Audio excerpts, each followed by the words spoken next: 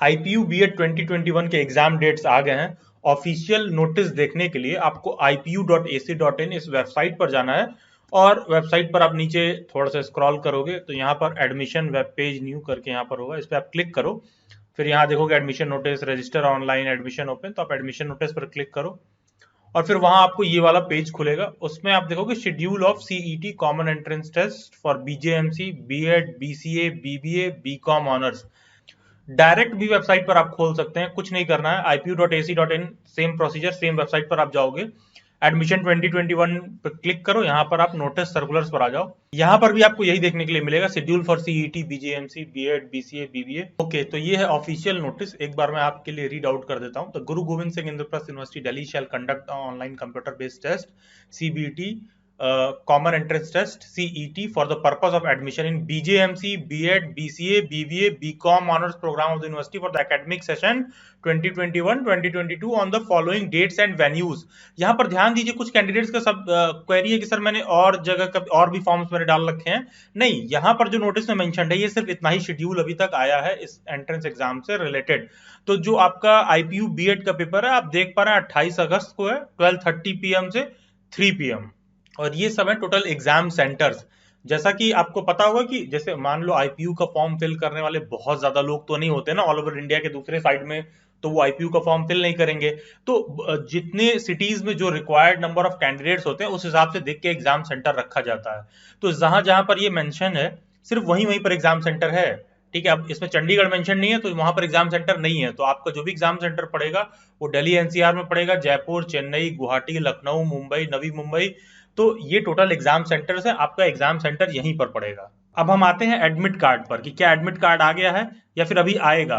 देखिए, ये आपका जो नोटिस है ये एग्जाम का डेट है और एग्जाम के सेंटर के रिगार्डिंग इंफॉर्मेशन दिया गया है, सो दैट आप अपनी प्रिपरेशन स्ट्रेटेजी अच्छे से रखो कि एग्जाम का डेट आ गया है, किस दिन एग्जाम होगा, किस वक्त एग्जाम होगा और एग्जाम सेंटर है, सो दैट कि आप किसी ऐसे सिटी से आपको आना है दिल्ली पेपर देने, आईपीयू का पेपर देने आपको किसी और सिटी में जाना है, तो आप अपना ट्रेन का टिकट का बुकिंग, आने जाने का जो कुछ भी हिसाब किताब है आप उसको मेंटेन कर सको। इसलिए ये इंफॉर्मेशन पहले ही दे दिया गया है। इसका एडमिट कार्ड से कोई रिलेशन नहीं है। एडमिट कार्ड आप मान लो कि नेक्स्ट वीक में आएगा। फॉर एग्जाम्पल आप देखते होंगे कि दिल्ली बाइट्स पर हम लोग डीयू बीएड को बहुत डिटेल में कवर करते हैं। तो डीयू बीएड का तो फॉर्म अभी फिल हो रहा है और एनटीए ने एग्जाम का डेट भी दे दिया है कि भाई 26 सितंबर से 1 अक्टूबर के बीच में डीयू बीएड का एग्जाम होगा। तो अभी तो डीयू बीएड का फॉर्म फिल हो रहा है, तो एग्जाम का डेट भी आ गया है, तो क्या एडमिट कार्ड भी आ गया? क्या नहीं, अभी तो फॉर्म फिल हो रहा है उनका। सिमिलरली आईपीयू का भी है, इनका आप एडमिट कार्ड कुछ दिन बाद आपको देखने के लिए मिलेगा। जो भी दिल्ली बाइट्स के पेड मेंबर हैं उन लोगों को व्हाट्सएप नंबर पर मैसेज करके जब एडमिट कार्ड आएगा तो इन्फॉर्म किया जाएगा और आपको लिंक भी सेंड किया जाएगा डाउनलोड करने के लिए। जो दिल्ली बाइट्स पर पेड नहीं है वो मेरे से इंस्टाग्राम पर जुड़ सकते हैं आईपीयू की किसी भी क्वेरी, न्यूज एंड अपडेट्स के लिए, या फिर डिस्क्रिप्शन बॉक्स में टेलीग्राम ग्रुप का लिंक दिया हुआ है, या फिर ये यूजर आईडी आप इंस्टाग्राम पर सर्च करें। दोनों जगह आपको आईपीयू बीएड के डिटेल में देखने के लिए सब कुछ मिल जाएगा। अच्छा, फिर ये आते हैं कुछ कैंडिडेट से क्वेरी है जिन्होंने मेंबरशिप ले रखा है कि सर जो टीचिंग एप्टीट्यूड का क्वेश्चन प्रोवाइड किया जा रहा है उसमें कुछ क्वेश्चंस ऐसे हैं जो कैंडिडेट को लगता है कि सर ये आंसर होना चाहिए और ऑप्शन में कुछ और दे रखा है। देखिए, प्लीज ट्राई टू अंडरस्टैंड, ये एक टीचिंग एप्टीट्यूड है, ये आपका मैथमेटिक्स वाला एप्टीट्यूड नहीं है, क्वांटिटेटिव एप्टीट्यूड नहीं है कि 2 + 2 4 होगा तो 4 इज द राइट आंसर, केवल वही ऑप्शन करेक्ट है। नेपाल का कैपिटल काठमांडू है तो न्यू दिल्ली अगर ऑप्शन में दे रखा है तो वो तो गलत ही है। देखिए, ये टीचिंग एप्टीट्यूड है, ये थोड़ा सा ना माइंड के तार्किक शक्ति को आप चेक करते हैं कि आने वाले समय में अगर आप टीचर हो जाएंगे तो किसी परिस्थिति या सिचुएशन में आप क्या करेंगे। तो प्रत्येक सिचुएशन में अलग अलग व्यक्ति अलग अलग तरह के फैसले ले सकते हैं। तो उसी लिए कुछ कुछ ऑप्शंस ऐसे होते हैं जो थोड़े से डिस्प्यूटेबल होते हैं। वो क्वेश्चन गलत नहीं होता है, टीचिंग एप्टीट्यूड में अक्सर ऐसा होता है। लेकिन स्टूडेंट के साथ प्रॉब्लम क्या है, अब 25 क्वेश्चन मान लो आईपीयू में टीचिंग एप्टीट्यूड के आते हैं, गिनती के ऐसे 2 क्वेश्चन होंगे पेपर में जो थोड़ा सा कहीं कहीं डिस्प्यूटेबल होता है, जहां एक से ज्यादा ऑप्शन सही हो सकता है। तो आप लोग क्या करते हो, बाकी का 23 छोड़कर सारा का सारा टेंशन आपके इसी 2 क्वेश्चन पे रहता है। मुझे 4 बार मैसेज करोगे इंस्टाग्राम पर, व्हाट्सएप पर कि सर यहाँ पर ये क्वेश्चन है, इसका तो ये भी आंसर हो सकता है। बिल्कुल हो सकता है, लेकिन टीचिंग एप्टीट्यूड में जो 4 ऑप्शन दिए रहते हैं ना, उन चारों ऑप्शन में परिस्थिति को देखते हुए जो मोस्ट आइडियल सिचुएशन, जो सबसे बेस्ट वाला होता है ना, उसको हमको सेलेक्ट करना होता है। फॉर एग्जाम्पल, क्या तुमने कभी सोचा है कि किसी क्लास में आप पढ़ा रहे हो, किसी स्कूल में आप टीचर बन गए, पढ़ा रहे हो, जैसे मान लो मेरी जब दिल्ली यूनिवर्सिटी में टीचर ट्रेनिंग हो रही थी तो वहां पर ये बातें क्वेश्चंस हमारे आगे आते थे कि अच्छा अगर ऐसा हो जाए तो हम क्या करेंगे। एक बच्चा आता है आपके आगे और बोलता है आपको सुसाइड की धमकी दे, क्योंकि आजकल बच्चों को भी बहुत अच्छे से पता है, क्लास 6 से 12 तक के बच्चे बहुत ही आजकल जागरूक रहते हैं, उनको पता है कि टीचर उनको मार नहीं सकता, वो तुमको सुसाइड की धमकी दे रहा है तो तुम क्या करोगे। इमीडिएटली प्रिंसिपल को इन्फॉर्म करोगे, बच्चे को काउंसिल करोगे, उसके घर पे इन्फॉर्म करोगे, क्लास में बच्चा कुछ भी बोल रहा है शांति से सुन लोगे, तो और बच्चे भी बदतमीजी करने लगेंगे, तो क्या करोगे। ऑल ऑफ दीज ऑप्शन दे रखा है। तो यहाँ पर प्रत्येक परिस्थितियों में अलग अलग तरह का चुनाव हो सकता है। लेकिन अब होगा क्या कि पता नहीं, आपने सोचा कि मैं खुद काउंसिल करूंगा, पता चलेगा ऑप्शन में दिया हुआ कि no I will inform the principal, या फिर दिया होगा ऑल ऑफ दीज।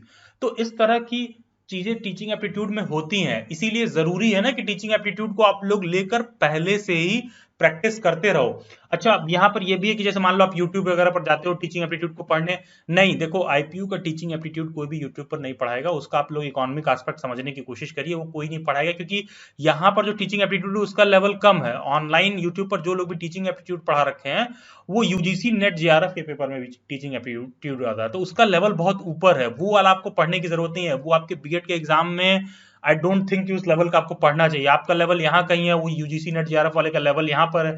तो वो लोग टीचिंग एप्टीट्यूड का ये वाला क्वेश्चन सॉल्व कर आए हैं, वहां पर आप टीचर से पूछोगे तो वो तो आपसे कहेंगे कि हाँ हाँ ये वाला पढ़ लोगे तो ये वाला हो जाएगा, लेकिन यार अब टाइम कम रह गया है और प्रिपरेशन ज्यादा करना है, तो हम सब कुछ पूरा पोथी तो बैठ के पढ़ेंगे नहीं। ठीक है, तो आपको सिर्फ उतना पढ़ना है जितने से आपका एग्जाम में काम बन जाए। तो आप डेली बैट्स की पेड मेंबरशिप भी ले सकते हैं, उसको लेने के लिए आपको IPBED 599 लिखकर इस नंबर पर व्हाट्सएप करना होगा, 599 रुपीज का पेमेंट करना होगा, 24 आवर्स लगते हैं पेमेंट सेटल करने में और ये आप कोड लिखकर भेजते हैं तो उसके बाद आपको 24 आवर्स का वेट करना होगा, जिसमें आपको प्रीवियस ईयर का ओरिजिनल क्वेश्चन पेपर भी प्रोवाइड कर दिया जाता है, जिसका फॉर्मेट लास्ट ईयर ये था। ठीक है कि इंग्लिश में 15 क्वेश्चन आएंगे, रीजनिंग में 40 क्वेश्चन आएंगे, जनरल अवेयरनेस में 25 क्वेश्चन, टीचिंग एप्टीट्यूड में 20 क्वेश्चन, तो हो गए टोटल 100 क्वेश्चन। लेकिन कोई जरूरी नहीं है कि यही फॉर्मेट फॉलो हो, क्योंकि ये प्रीवियस ईयर आया था। ऑफिशियल प्रोस्पेक्टस ये कहता है सिलेबस को लेकर कि जो हम क्वेश्चन पूछेंगे इंग्लिश कॉम्प्रिहेंशन का वो 15% होगा। देखो परसेंट लिखा हुआ है, परसेंट लिखा हुआ है, तो मान लो परसेंट का मतलब मान लो एग्जाम में 150 क्वेश्चन दे दे, क्योंकि यूनिवर्सिटी क्लैरिफाई नहीं करती है, लेकिन लास्ट ईयर 100 क्वेश्चन आया था तो यही स्टैंडर्ड फॉर्मेट फॉलो होगा, ये हम मान के चल रहे हैं। तो 150 क्वेश्चन आ गया तो उस हिसाब से ये उसका 15% देगा, 140% क्वेश्चन रीजनिंग के रहेंगे आउट ऑफ 150। तो इस तरह करके ये पेपर को सेक्शन वाइज में डिवाइड कर दिए हैं। लेकिन जो हम टीचिंग एप्टीट्यूड प्रोवाइड कर रहे हैं तो इसलिए हम उसमें वर्कशीट प्रोवाइड कर रहे हैं अलग से, जिसमें 50-50 क्वेश्चंस के वर्कशीट होते हैं।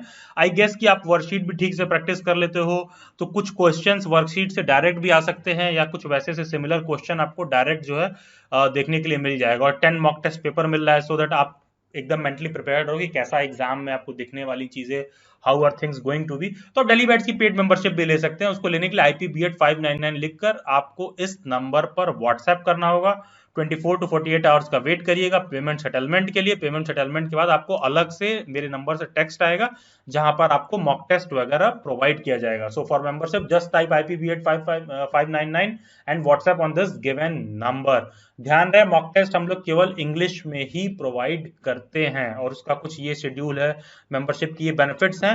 और ध्यान रहे इस मेंबरशिप में आप मेरे को करियर काउंसलिंग के लिए पर्सनली भी कांटेक्ट कर सकते हैं, मैं आपको पर्सनली भी असिस्ट करता हूं। आप लोगों ने मेरे वेबिनार देखे होंगे करियर काउंसलिंग के आई गेस, तो जो पेड मेंबर्स होते हैं उनको मैं पर्सनल असिस्टेंस की भी जरूरत होती है तो वो मैं करता हूं। और डिस्क्रिप्शन बॉक्स में एक टेलीग्राम ग्रुप का लिंक दे रखा है बीएड के सभी न्यूज एंड अपडेट के लिए, आप डेली बैट्स के टेलीग्राम ग्रुप में भी जुड़ सकते हैं जिसका लिंक डिस्क्रिप्शन बॉक्स में दिया हुआ है। This will be all for this lecture. Subscribe to Daily Bats, stay tuned, stay updated, do comment your views, God bless you all and have a nice day.